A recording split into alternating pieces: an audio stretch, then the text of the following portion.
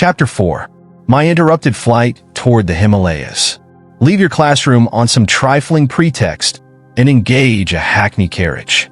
Stop in the lane where no one in my house can see you. These were my final instructions to Amar, a high school friend who planned to accompany me to the Himalayas. We had chosen the following day for our flight.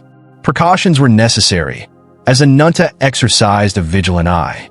He was determined to foil the plans of escape which he suspected were uppermost in my mind. The amulet, like a spiritual yeast, was silently at work within me. Amidst the Himalayan snows, I hoped to find a master whose face often appeared to me in visions. The family was living now in Calcutta, where father had been permanently transferred. Following the patriarchal Indian custom, Ananta had brought his bride to live in our home, now at 4 Gurpa Road. There in a small attic room, I engaged in daily meditations and prepared my mind for the divine search. The memorable morning arrived with inauspicious rain. Hearing the wheels of Amar's carriage in the road, I hastily tied together a blanket, a pair of sandals, Lahiri Mahasaya's picture, a copy of the Bhagavad Gita, a string of prayer beads, and 2 loincloths. This bundle I threw from my 3rd-story window. I ran down the steps and passed my uncle, buying fish at the door. What is the excitement? His gaze roved suspiciously over my person. I gave him a non-committal smile and walked to the lane. Retrieving my bundle, I joined Amar with conspiratorial caution. We drove to Chandni Chowk, a merchandise center. For months we had been saving our tiffin money to buy English clothes. Knowing that my clever brother could easily play the part of a detective, we thought to outwit him by European garb. On the way to the station, we stopped for my cousin, Jatin Ghosh, whom I called Jatinda. He was a new convert, longing for a guru in the Himalayas. He donned the new suit we had in readiness. While camouflaged, we hoped. A deep elation possessed our hearts. All we need now are canvas shoes. I led my companions to a shop displaying rubber-soled footwear. Articles of leather, gotten only through the slaughter of animals, must be absent on this holy trip. I halted on the street to remove the leather cover from my Bhagavad Gita and the leather straps from my English-made Sola topi helmet. At the station, we bought tickets to Burdwan, where we planned to transfer for Hardwar in the Himalayan foothills. As soon as the train, like ourselves, was in flight, I gave utterance to a few of my glorious anticipations. Just imagine, I ejaculated. We shall be initiated by the masters and experience the trance of cosmic consciousness. Our flesh will be charged with such magnetism that wild animals of the Himalayas will come tamely near us. Tigers will be no more than meek house cats, awaiting our caresses. This remark, picturing a prospect I considered entrancing, both metaphorically and literally, brought an enthusiastic smile from Amar. But Jatinda averted his gaze, directing it through the window at the scampering landscape. Let the money be divided in 3 portions. Jatinda broke a long silence with this suggestion. Each of us should buy his own ticket at Burdwan. Thus no one at the station will surmise that we are running away together. I unsuspectingly agreed. At dusk our train stopped at Burdwan. Jatinda entered the ticket office. Amar and I sat on the platform. We waited 15 minutes, then made unavailing inquiries. Searching in all directions, we shouted Jatinda's name with the urgency of fright. But he had faded into the dark unknown surrounding the little station. I was completely unnerved, shocked to a peculiar numbness. That God would countenance this depressing episode. The romantic occasion of my first carefully planned flight after him was cruelly marred. Amar, we must return home. I was weeping like a child. Jatinda's callous departure is an ill omen. This trip is doomed to failure. Is this your love for the Lord? Can't you stand the little test of a treacherous companion? Through Amar's suggestion of a divine test, my heart steadied itself. We refreshed ourselves with famous Burdwan sweetmeats, siddhabhag, food for the goddess, and motichur, nuggets of sweet pearl. In a few hours, we entrained for Hardwar via Bareilly. Changing trains at Mughal Sarai, we discussed a vital matter as we waited on the platform. Amar, we may soon be closely questioned by railroad officials. I am not underrating my brother's ingenuity. No matter what the outcome, I will not speak untruth. All I ask of you, Mukunda, is to keep still. Don't laugh or grin while I am talking. At this moment, a European station agent accosted me.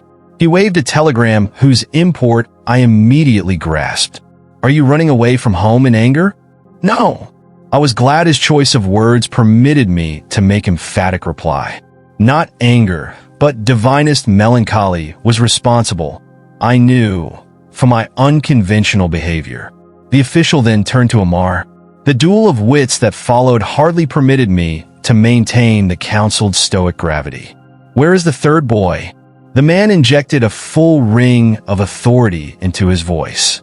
Come on, speak the truth. Sir, I notice you are wearing eyeglasses. Can't you see that we are only two? Amar smiled impudently. I am not a magician. I can't conjure up a third companion. The official, noticeably disconcerted by this impertinence, sought a new field of attack. What is your name? I am called Thomas. I am the son of an English mother and a converted Christian Indian father. What is your friend's name? I call him Thompson. By this time, my inward mirth had reached a zenith. I unceremoniously made for the train, whistling for departure. Amar followed with the official, who was credulous and obliging enough to put us into a European compartment. It evidently pained him to think of two half-English boys traveling in the section allotted to natives. After his polite exit, I lay back on the seat and laughed uncontrollably. My friend wore an expression of blithe satisfaction at having outwitted a veteran European official. On the platform, I had contrived to read the telegram. From my brother, it went thus: 3 Bengali boys in English clothes running away from home toward Hardwar via Mughal Sarai. Please detain them until my arrival. Ample reward for your services. Amar, I told you not to leave marked timetables in your home. My glance was reproachful.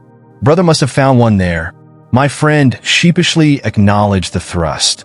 We halted briefly in Bareilly, where Dvarka Prasad awaited us with a telegram from Ananta. My old friend tried valiantly to detain us. I convinced him that our flight had not been undertaken lightly. As on a previous occasion, Dvarka refused my invitation to set forth to the Himalayas.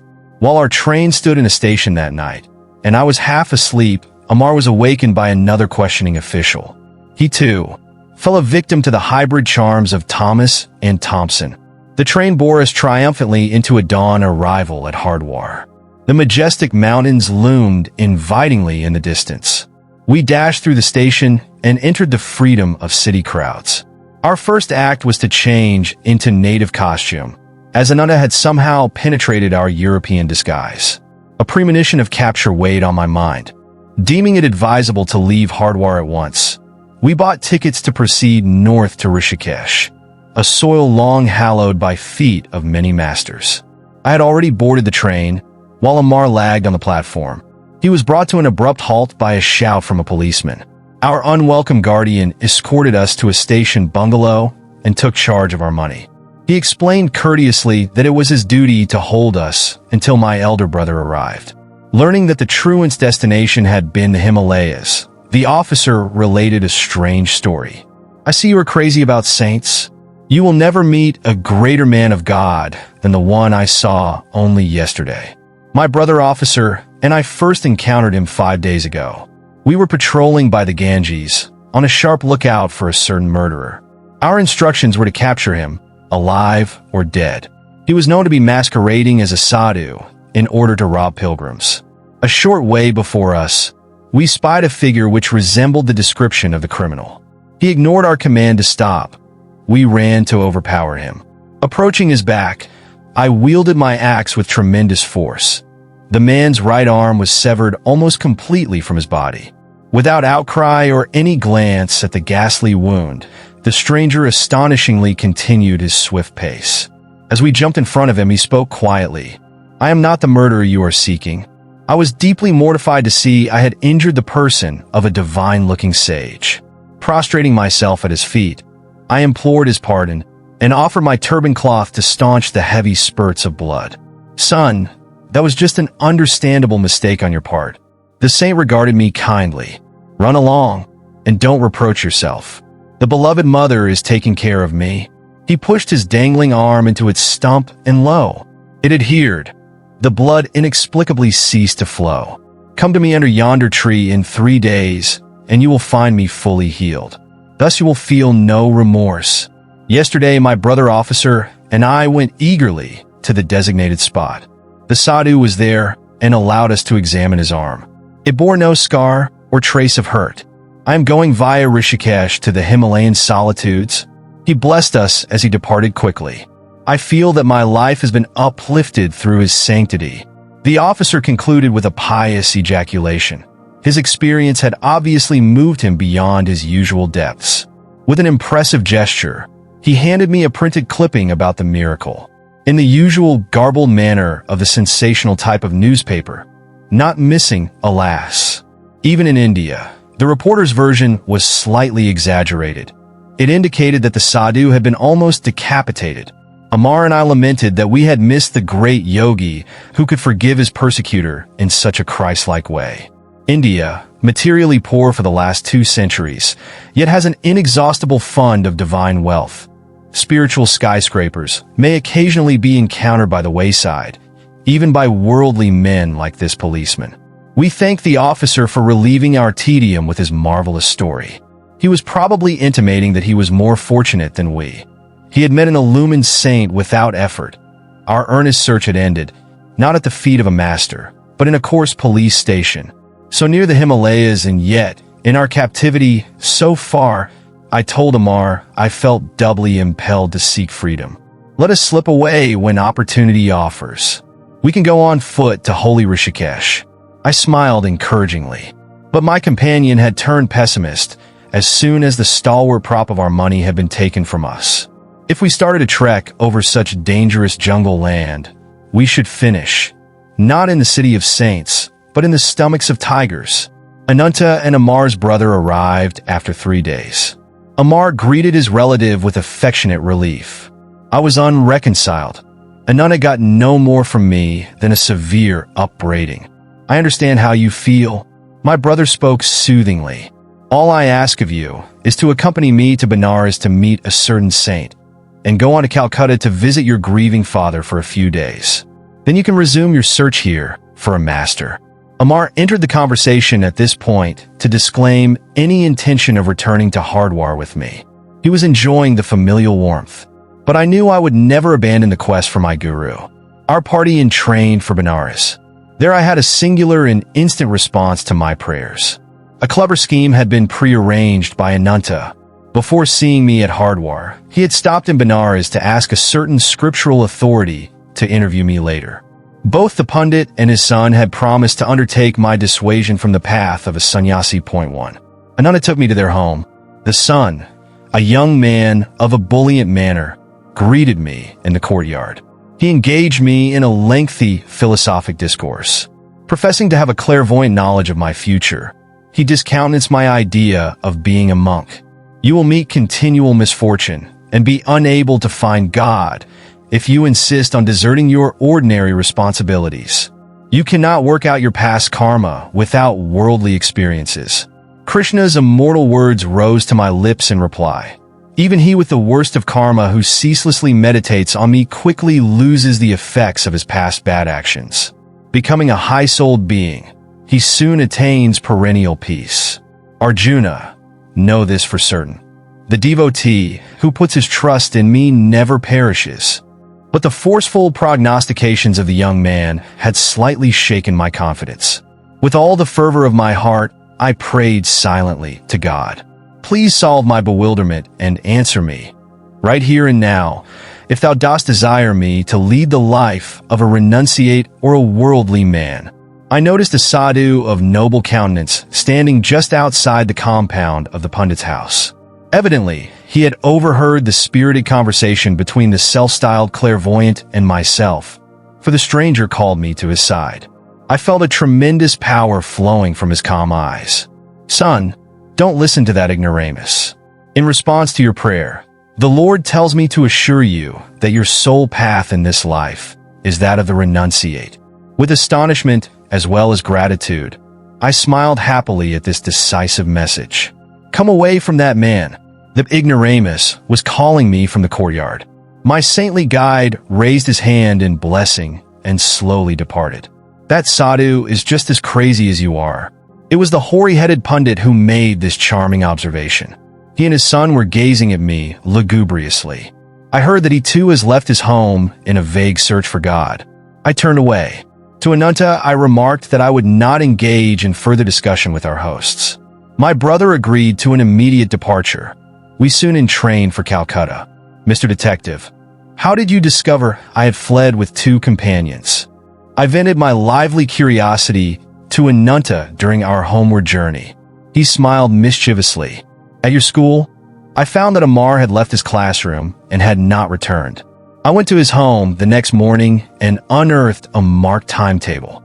Amar's father was just leaving by carriage and was talking to the coachman. My son will not ride with me to his school this morning. He has disappeared, the father moaned. I heard from a brother coachman that your son and 2 others, dressed in European suits, boarded the train at Howrah Station, the man stated. They made a present of their leather shoes to the cab driver. Thus I had 3 clues: the timetable, the trio of boys, and the English clothing. I was listening to Ananta's disclosures with mingled mirth and vexation. Our generosity to the coachman had been slightly misplaced. Of course, I rushed to send telegrams to station officials in all the cities which Amar had underlined in the timetable. He had checked Bareilly, so I wired your friend Varka there. After inquiries in our Calcutta neighborhood, I learned that cousin Jatinda had been absent one night, but had arrived home the following morning in European garb. I sought him out and invited him to dinner. He accepted, quite disarmed by my friendly manner. On the way, I led him unsuspectingly to a police station. He was surrounded by several officers whom I had previously selected for their ferocious appearance. Under their formidable gaze, Jatinda agreed to account for his mysterious conduct. I started for the Himalayas in a buoyant spiritual mood, he explained. Inspiration filled me at the prospect of meeting the masters. But as soon as Mukunda said, during our ecstasies in the Himalayan caves, tigers will be spellbound and sit around us like tame pussies, my spirits froze. Beads of perspiration formed on my brow. What then? I thought. If the vicious nature of the tigers be not changed through the power of our spiritual trance, shall they treat us with the kindness of house cats? In my mind's eye, I already saw myself the compulsory inmate of some tiger's stomach, entering there not at once with the whole body, but by installments of its several parts. My anger at Jatinda's vanishment was evaporated in laughter.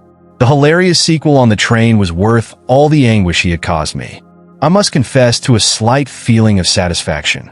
Jatinda, too, had not escaped an encounter with the police. Ananta, you are a born sleuth hound. My glance of amusement was not without some exasperation. And I shall tell Jatinda I am glad he was prompted by no mood of treachery, as it appeared, but only by the prudent instinct of self-preservation. At home in Calcutta, Father touchingly requested me to curb my roving feet until at least the completion of my high school studies. In my absence, he had lovingly hatched a plot by arranging for a saintly pundit, Swami Kebalananda, to come regularly to the house. The sage will be your Sanskrit tutor, my parent announced confidently. Father hoped to satisfy my religious yearnings by instructions from a learned philosopher. But the tables were subtly turned. My new teacher, far from offering intellectual aridities, fanned the embers of my God aspiration.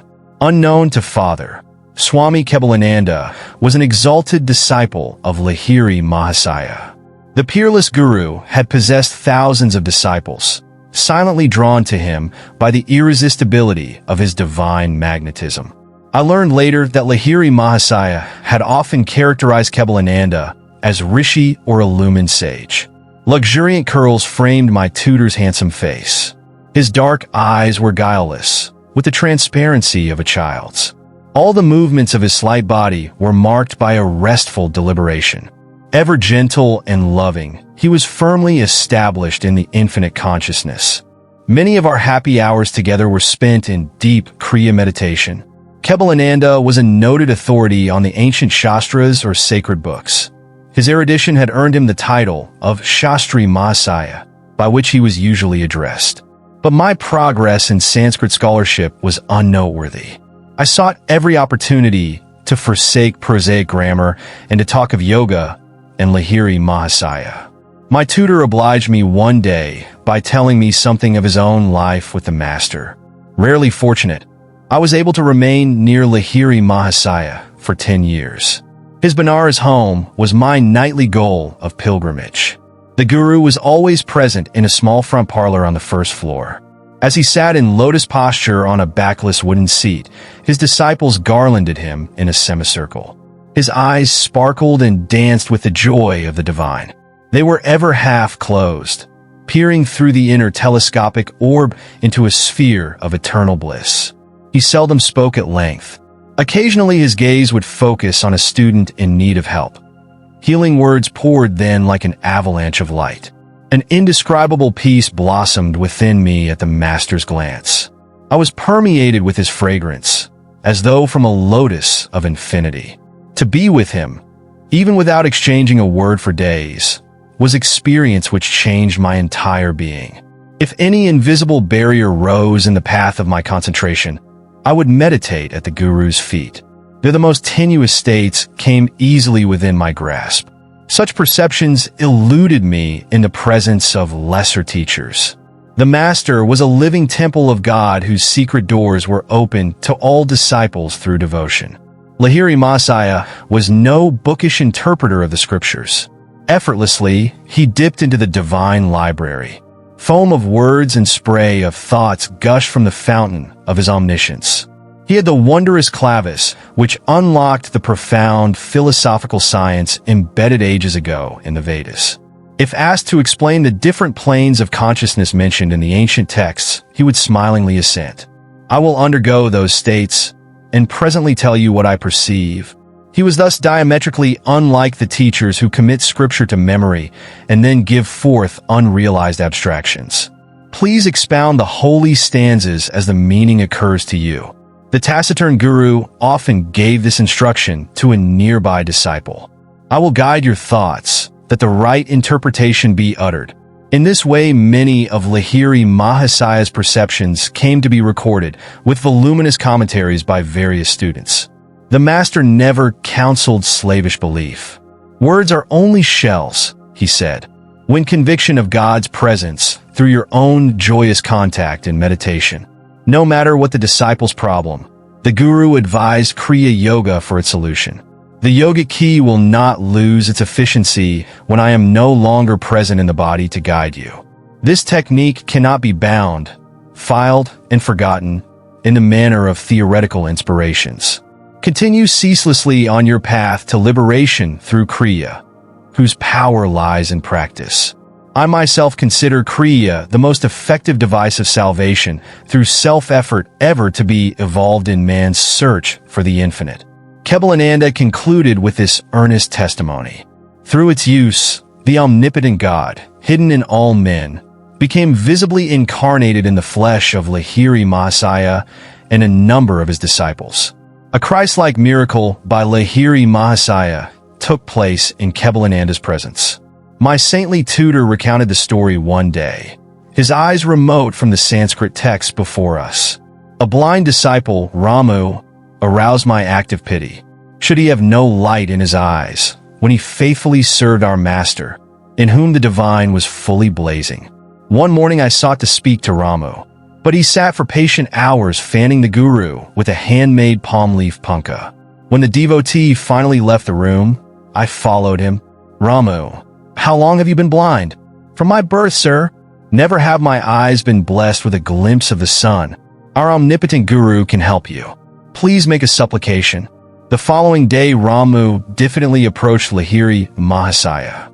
The disciple felt almost ashamed to ask that physical wealth be added to his spiritual superabundance. Master, the illuminator of the cosmos is in you. I pray you to bring his light into my eyes, that I perceive the sun's lesser glow. Ramu, someone has connived to put me in a difficult position. I have no healing power. Sir, the infinite one within you can certainly heal. That is indeed different, Ramu. God's limit is nowhere. He who ignites the stars and the cells of flesh with mysterious life effulgence can surely bring luster of vision into your eyes. The master touched Ramu's forehead at the point between the eyebrows. Point 7. Keep your mind concentrated there, and frequently chant the name of the prophet Rama for 7 days. The splendor of the sun shall have a special dawn for you. Lo! In 1 week it was so. For the first time, Ramu beheld the fair face of nature. The omniscient one had unerringly directed his disciple to repeat the name of Rama, adored by him above all other saints. Ramu's faith was the devotionally plowed soil in which the Guru's powerful seed of permanent healing sprouted. Kebalananda was silent for a moment, then paid a further tribute to his Guru. It was evident in all miracles performed by Lahiri Mahasaya that he never allowed the ego principle to consider itself a causative force. By perfection of resistless surrender, the master enabled the prime healing power to flow freely through him. The numerous bodies which were spectacularly healed through Lahiri Mahasaya eventually had to feed the flames of cremation. But the silent spiritual awakenings he effected, the Christ-like disciples he fashioned, are his imperishable miracles. I never became a Sanskrit scholar. Kebalananda taught me a diviner syntax. I hope you like this chapter. We need volunteers and sponsors to create content with even better quality and with more variety.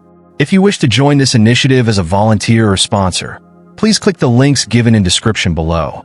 To help us reach more viewers, please like, comment, share, and subscribe to Biography Central. Also, check out our AI podcast series on Autobiography of a Yogi, where we discuss content of each chapter at a much greater depth. Thank you for your time. It means a lot. Namaste.